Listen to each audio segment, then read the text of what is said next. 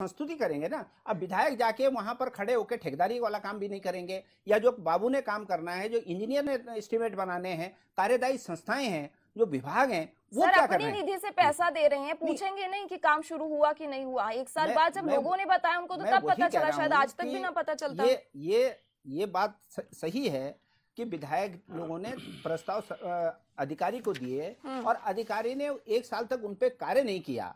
अगर मतलब उसकी भी तो जिम्मेदारी तय होनी चाहिए। तो हमारा कहना यह है कि विधायक लोग तो प्रस्ताव दे ही रहे हैं, परंतु ब्यूरोक्रेसी की भी जो है जिम्मेदारी तय होनी चाहिए।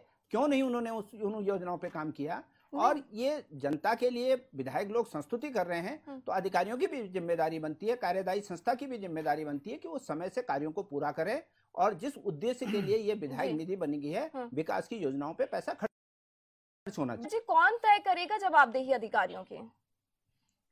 इरम, इसको समझने के लिए थोड़ा सा कार्यप्रणाली की तरफ ध्यान देने की जरूरत पड़ेगी।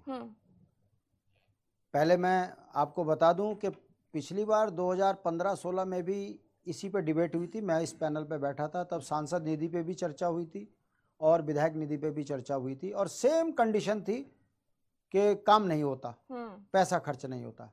कारण क्या है? अगर आप इसकी जमीनी हकीकत में देखेंगे इरम, मैं राजनीतिक व्यक्ति हूँ, गांव स्तर पर घूमता हूँ, सरकारी अमलों के बीच में मेरा उठना बैठना होता है। ब्लॉक में जाइए, कर्मचारी है नहीं है। तहसील में जाइए, कर्मचारी है नहीं है।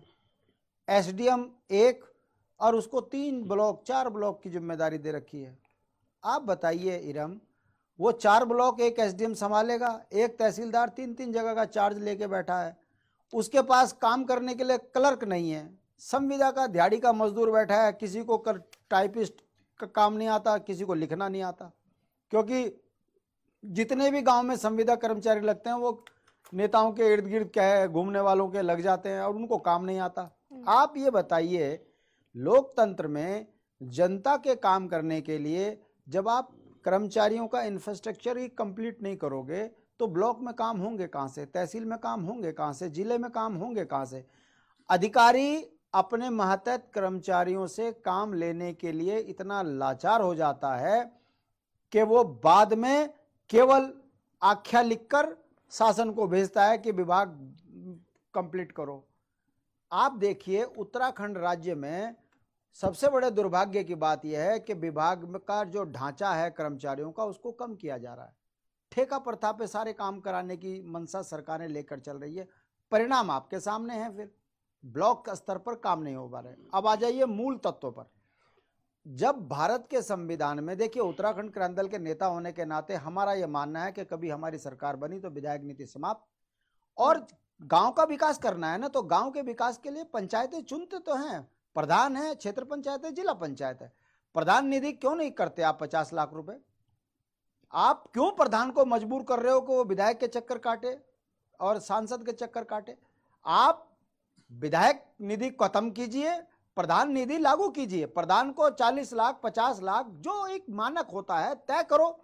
जब भारत के 73वें संशोधन में स्पष्ट है कि जब तक पंचायत मजबूत नहीं होगी तब तक लोकतंत्र के मायने का कोई मतलब नहीं है। तो भाई, प्रधान को कर दो मजबूत, 50 लाख रुपए साल का उसकी निधि तय कर दो और उसके ऊपर ये जिम्मेदारी लगा दो कि उसका जो पंचायत मंत्री है वो जो प्रधान बताए कि ये काम होना है तुरंत पास कराएं। एसडीएम आपके पास, तहसीलदार आपके पास, सीडीओ आपके पास, सरकार आपकी। प्रधान 1 साल में उस 50 लाख रुपए को, मैं दावे के साथ कह रहा हूं क्योंकि प्रधान जानता है कि मेरे गांव के विकास के लिए मुझे कैसे काम कराना है। मगर जब आप प्रधान को 1500 रुपए तनख्वाह दोगे और एक पुस्ता लगाने के लिए वो कभी विधायक के आगे गिड़गिड़ा रहा, कभी जिला पौड़ी जाके गिड़गिड़ा रहा, उसको मिल ही नहीं रहा, क्योंकि वो तो या तो विपक्ष का है तो वो तो काम ही नहीं होने का उसका, और अगर वो सत्ता पक्ष का है तो उसको कमीशन देना है 40% पहले ब्लॉक में। तो आप बताइए इरम, जमीनी हकीकत क्या है? विधायक का काम होता है योजनाओं को लाना। विधायक वहां तीनों, भाई, एक विधायक के पास 170 ग्राम सभाएं होती हैं लगभग हर 70 विधानसभाओं में। अगर आप देखो किसी पे 180, अब वो 180 ग्राम सभाओं के पंचायतों को बैठाकर पूछ लेना क्या चाहिए? डिग्री कॉलेज ला भाई, मैं विधानसभा से पास करा के डिग्री कॉलेज ले आता हूं, मैं इंजीनियरिंग कॉलेज ले आता हूं। मगर दुख क्या है कि प्रधान विधायक, क्योंकि विधायक बन गया राष्ट्रीय पार्टी का, अब उसको विधानसभा में बोलने की तो उसकी हैसियत है नहीं।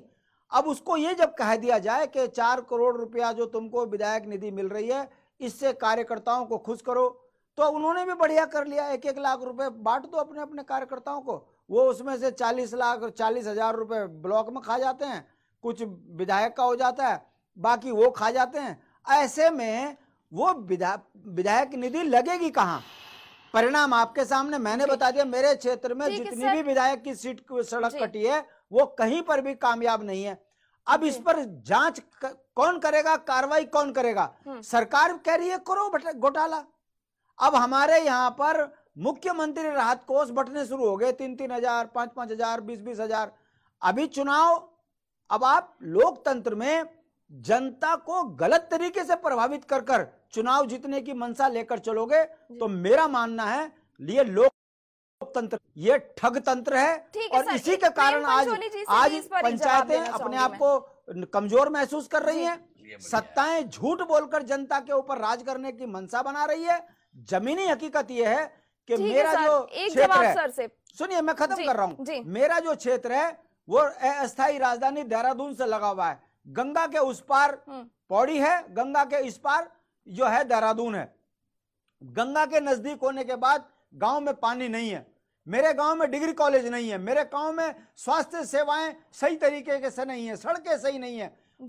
आप ये बताइए इरम, 20 वर्ष के बाद यदि देहरादून के अंदर ही डिग्री कॉलेज भी देहरादून में, मेडिकल कॉलेज भी देहरादून में, पॉलिटिकल भी देहरादून में, बिल्कुल सही है कि मैं आरोप नहीं लगा रहा हूँ, मैं ये कह रहा हूँ कि जब पहाड़ों में विकास की योजनाएं नहीं ले जाओगे तो फिर हर चौथे वर्ष आप यही चर्चा करोगे कि प्रधान ने जो है सर क्या विधानसभा का प्रचार हो गया शांति भाई, ये सब भ्रष्टाचार के बेग है और भाजपा के शासनकाल में तो ज्यादा ही। शांति भाई हो गया, विधानसभा का प्रचार हो गया। आपसे जवाब मैं कह रहा हूँ कि तीनों पार्टियों के लोग यहाँ बैठे हैं और बहुत महत्वपूर्ण लोग हैं कि हमारे पहाड़ के एक बहुत बड़े लोग गायक हैं, विद्वान आदमी हैं, नरेंद्र सिंह नेगी।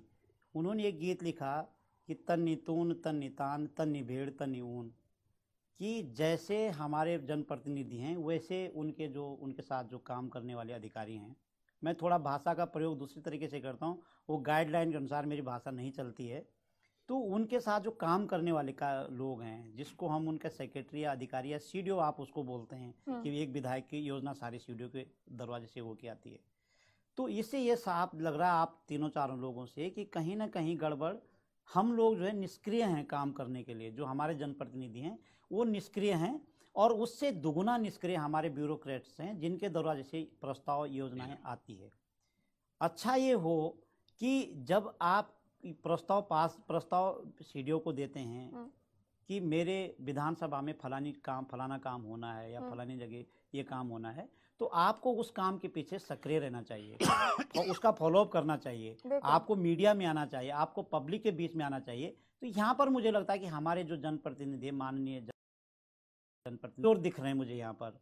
दूसरा ये है कि मैंने पहले भी कहा था कि कितने एप्लीकेशन, कितने प्रस्ताव विधायक ने दिए हैं, यदि उसकी काउंटिंग हो जाए तो दूध का दूध और पानी का पानी हो जाएगा कि विधायक चाहता क्या है। कोई भी विधायक जो चुनाव जीत करके आता है, मुझे नहीं लगता, चाहे वो हमारे सादाब जी जैसे पढ़े लिखे अनपढ़, मैं तो ये अक्षर ज्ञान और डिग्री को मैं सिराने के नीचे रखे हुए कागज मानता हूँ। जिसको अक्षर ज्ञान नहीं आता वो बहुत ज़्यादा विद्वान होता है। ये पढ़ाई लिखाई का, इस पर देश और दुनिया को बदलने की बड़ी अलग प्रकार की डिबेट है, इसको कभी दोबारा। तो क्यों नहीं वो उसको फॉलोअप करते हैं, तो वहां पर कमजोर है। अधिकारी वर्ग भी चुप रह जाता है, वो अधिकारी भी कभी नहीं समझता कि मेरे पास अगर गलत प्रस्ताव आया तो वापस भेजें, वो उसको वापस नहीं भेजता है। कोई चिट्ठी जाती है, उसका जवाब नहीं मिलता है। ये सारी जिम्मेदारी जिन लोगों को दी जाती है वोट देने के पश्चात, वो लोग जो है जिम्मेदारी पे फिर वो निष्क्रिय हो जाते हैं। तो अच्छा ये है कि अपनी जिम्मेदारी को निभाने के लिए लोगों को अपने दिल में जगह